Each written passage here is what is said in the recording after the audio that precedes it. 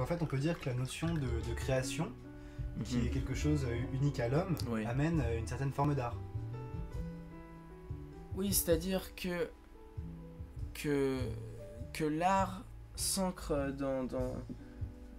dans la volonté de l'être humain, quoi, de transcender son état d'être pur, quoi. Et c'est ce qui a poussé les hommes des cavernes à peindre sur la roche, quoi.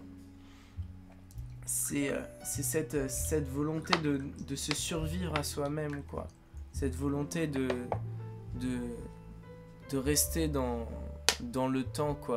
Et d'échapper à la verticalité inévitable de l'espèce, quoi. Il crée un champ comme ça, horizontal de nouvelles valeurs, quoi. Donc en fait, c'est une tension qui est propre à l'homme, qui Ouais. engendre une certaine forme de création.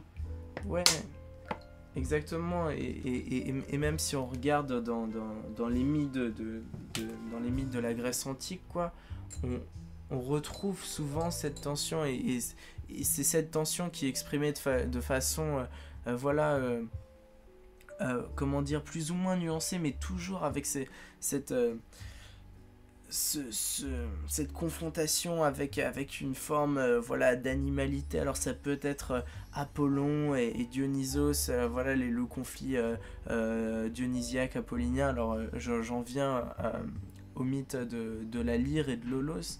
Alors c'est un mythe assez intéressant pour illustrer ce propos.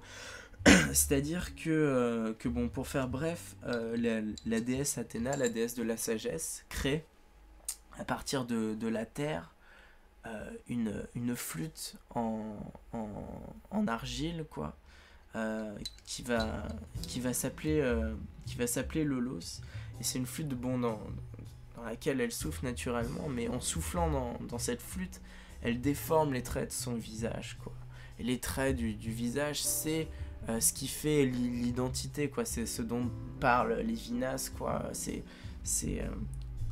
l'éthique, quoi. Ça représente l'humain dans sa dignité, dans ce qu'il a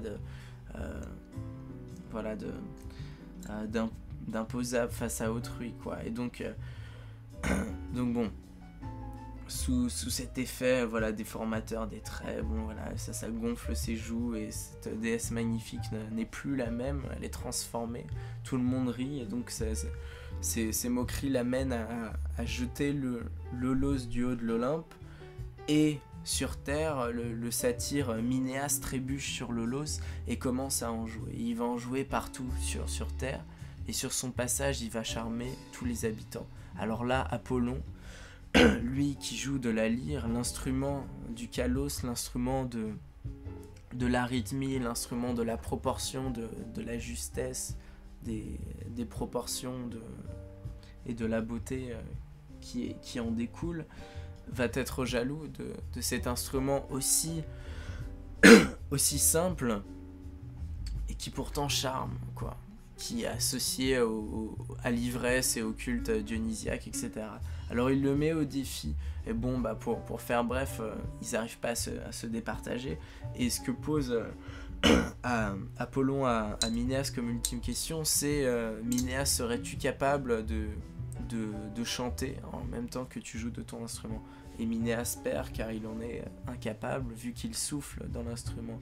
Et c'est ce souffle animal, cet animus, quoi, qui revient à votre première interrogation, quoi.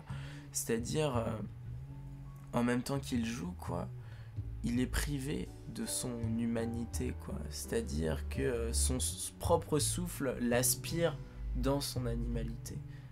Et il n'a plus la comment dire, l'élévation, la justesse que peut avoir Apollon, quoi. Alors il n'y a aucun jugement de valeur dedans, c'est juste une interrogation philosophique, quoi, et le conflit comme ça entre la notion d'animalité et puis le concept pur, quoi, de l'humain, quoi.